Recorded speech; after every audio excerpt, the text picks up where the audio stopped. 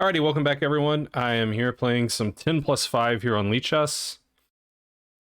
I'm pretty happy with my rapid rating these days. I'm getting close to my all-time high, which was like 2182 or something like that. I don't know this move B6. I'm already out of theory. That's not ideal, but, you know, gotta do what you gotta do, I suppose. I guess the guy doesn't want me to play E4. I guess that's what the guy is trying to stop from happening. I think I'll still play knight here. That can't be too bad. Maybe I just play queen c2 to enable e4. Even f3 doesn't look so stupid. It normally would look stupid, but offsets this knight pretty well, and I don't see how I'm going to get punished on this diagonal. But I would like to put the knight on f3. So, queen c2 feels sort of right. I guess I'll just do that. That feels a little more, you know, sane. I'd have to turn in my Ben Feingold fan card if I played f3, so... Okay, e4 was the whole idea, and then he's going to play bishop b4. But I can just play bishop d3, so I don't see the problem. So let's keep going.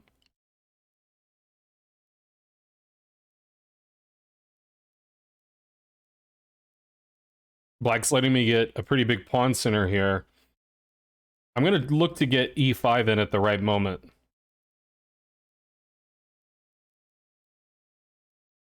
Like, if okay, well, I mean, bishop d3 was the plan. I don't see anything wrong with that. But yeah, like, at the right moment, I can play, like, say he castles. You know, it's kind of getting dangerous over there, hopefully.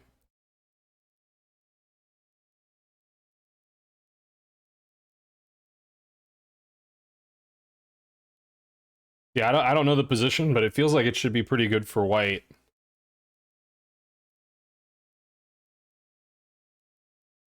Sort of a, I mean, I guess it's a Nimzo, some kind of Nimzo Indian now. Which admittedly, I don't know much about.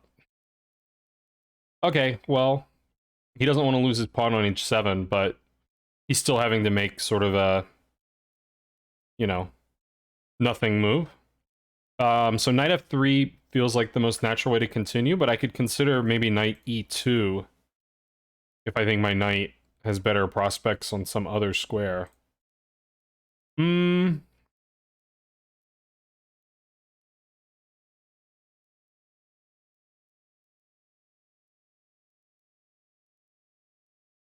not too sure if there's a big difference. Knight e2 would let me play f4, and then I'm really just, you know, going full send, which could be a fun way to play.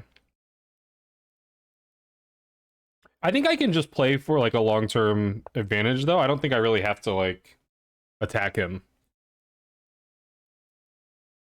I think I have a nice center, and you know, I don't think these bishops really make a ton of sense where they are. I'm sure it's not too bad, but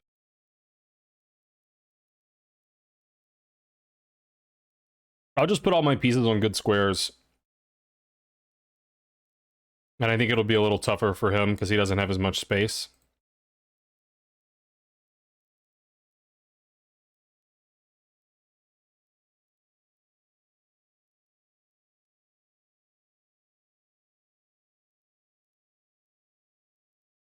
So I'm thinking just like castle, bishop e3.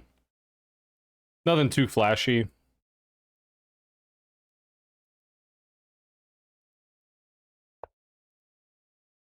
Okay. Another move I don't feel too afraid of. Actually, what's going on here? Block, and then here? We just, winning some material, perhaps, already? I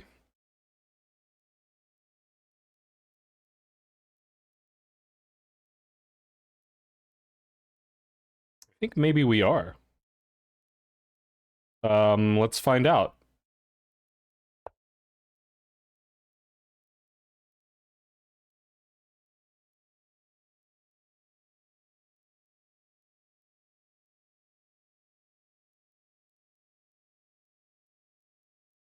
I had a very similar position in an OTB game a few months ago,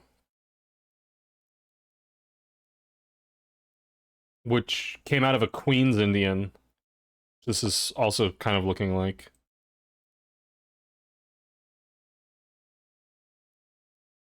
So how does he not lose material here? Because the knight's still hanging. Still got a problem here.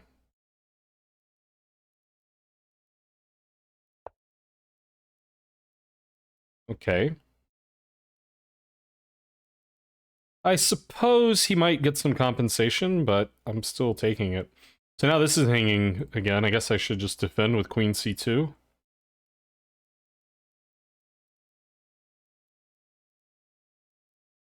Seems right.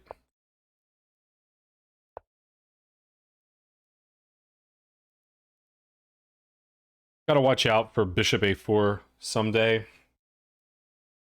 If that's the kind of thing I'm worried about. Maybe it is. I guess I'll just castle, and on bishop a4 I could play queen e2 or something. e5 is also a move to be thinking about at like every opportunity.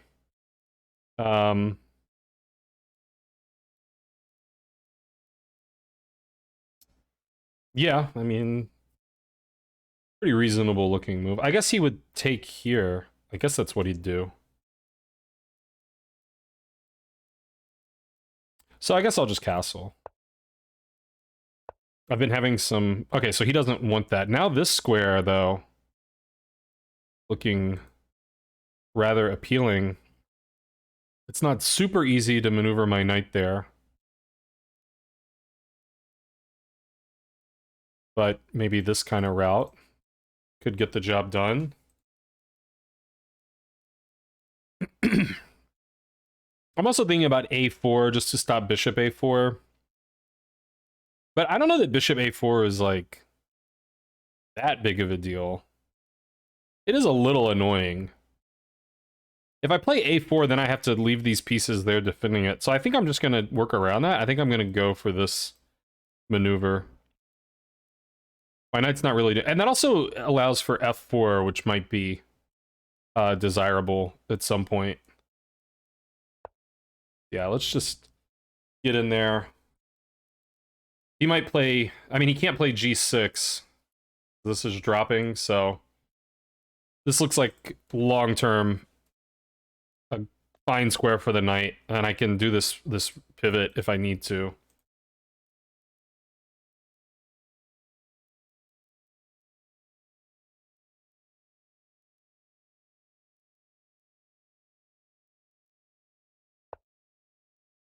Okay, well, I think I can just take h6, right? What's the problem with that? King h7, I think, is the only move to calculate, but then I just move my bishop. Yeah. Well, also his rook's hanging. So. Okay. And now here. Or f4.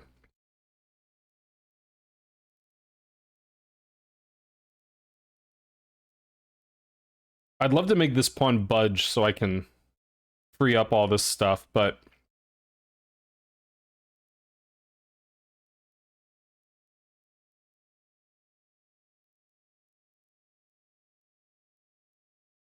I do weaken g4 if I'm ever concerned. Maybe I just do this first. That bishop's gonna get attacked. It's gonna have to move. So yeah, let's tie him down. He's gonna have to like defend the knight some kind of way.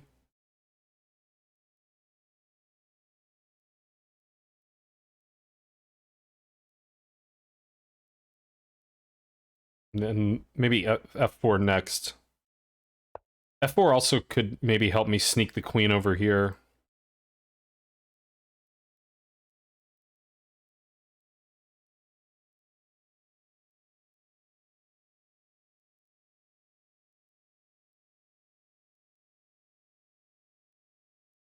Yeah, f4 looks strong. Because I'm threatening take and taking the knight. If he takes, I think I can just take with the rook. And he has the same issues.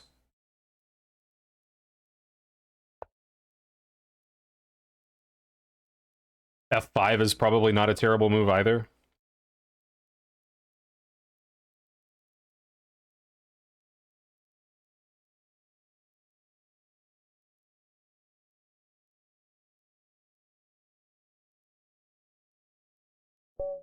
Yeah, that's probably a good resignation. I think it's about to get ugly.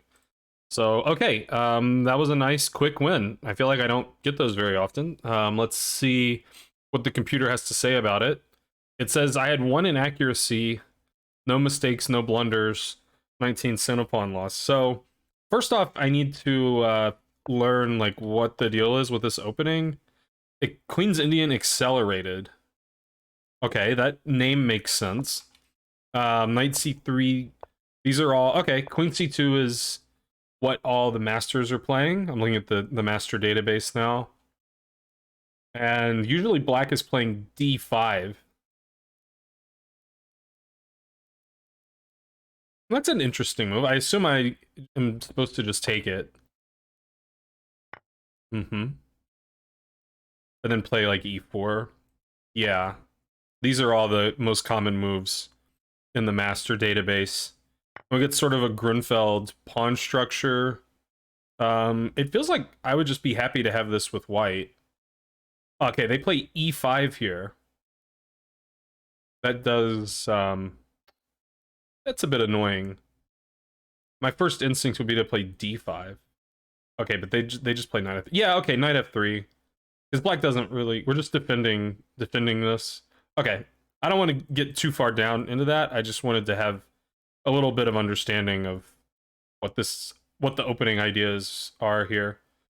Yeah, this just feels like kind of a worse version of a Queen's Indian Nimzo kind of thing. I get e4, yeah, for free. And my instinct was right that this is... I mean, it's not like winning for white, but it's, you know, +1 on move 5, which is, you know, pretty reasonable. Bishop b4 is what I expected. That is what most of the masters play. Bishop d3 is correct. And yeah, and again, in the master database, they're playing c5 a lot. I mean, it makes sense, like, black really needs to try to challenge this center to justify playing this way. Otherwise, white's just going to get an easy game. So yeah, h6 is sort of a scared move. Because, I mean, I guess he wanted to castle, but he sees the problem. Although, I hadn't quite figured out, like, can I get away with this? Because this is hanging. So, you know, it's not totally clear, but once I calculated, it would be clear, I guess. But yeah, I don't know. I don't know what's going on here. I would think that black's doing well. I think black can take this, but maybe I'm wrong. It says black should take it, but it says white is still doing much better. +1.5. And it suggests this.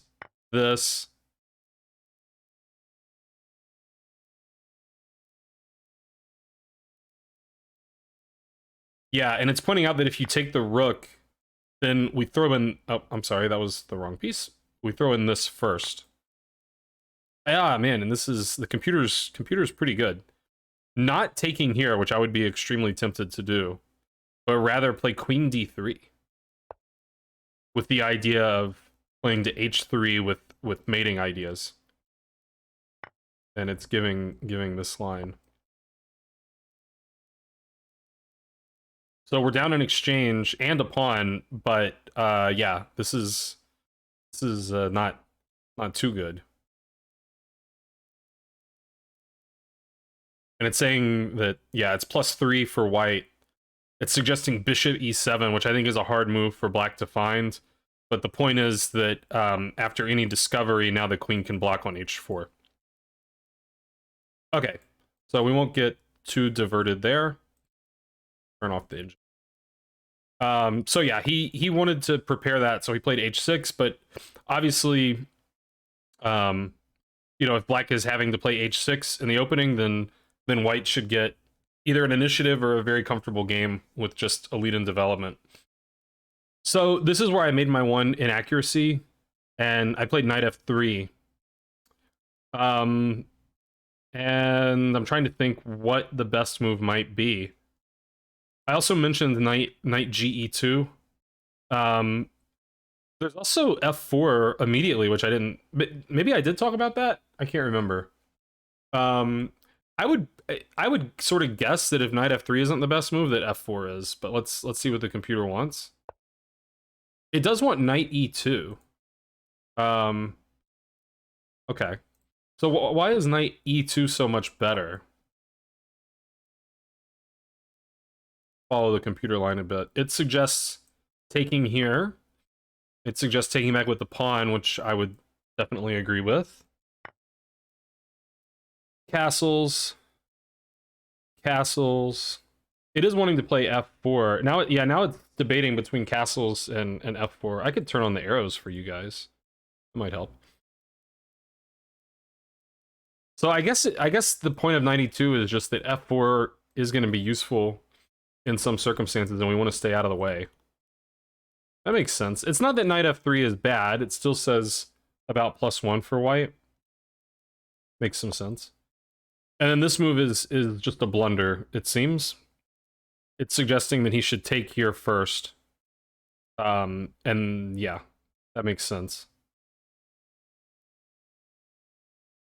It does want to play d6. It just says take here first, then play d6, which avoids the issue which happened in the game, which was check, forking the king and the bishop, and the only way to stop both threats is to play knight c6, but then here, and the knight's going to be lost.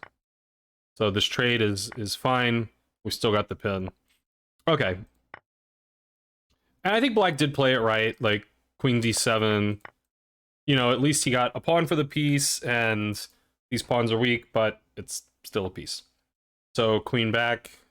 I assume queen c2 is the right move. Yep. Got to defend the e4 pawn. He castled. I castled. That's good. e5, I think, is a sensible move because he kind of recognized, like, at some point white might just do this. So yeah, makes sense for sure. But I think I did a nice job of recognizing, like, e5 weakens f5. So now that's a really good square for this knight. And he can't really stop me from getting there as far as I can see. I don't think the computer's not wanting knight h4. Let's see, it's thinking about h3, which I guess is just to stop the knight from coming in. I was thinking about knight e1. I would never, ever, ever, ever think of knight e1. I don't know what the... I guess the purpose is to play f4 again. But yeah, I would never think of knight e1. Or rook e1 for that matter. But, okay. This is fine. It wants him to play queen g4, which I don't understand why queen g4 is such a problem for me. Like, I wanted to go here.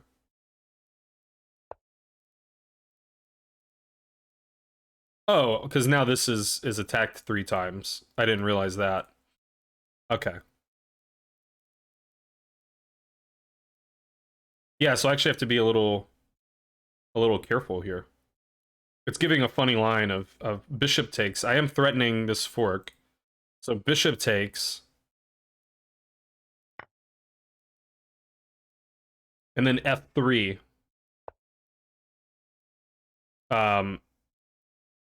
Forking these pieces and keeping the knight defended by X-ray.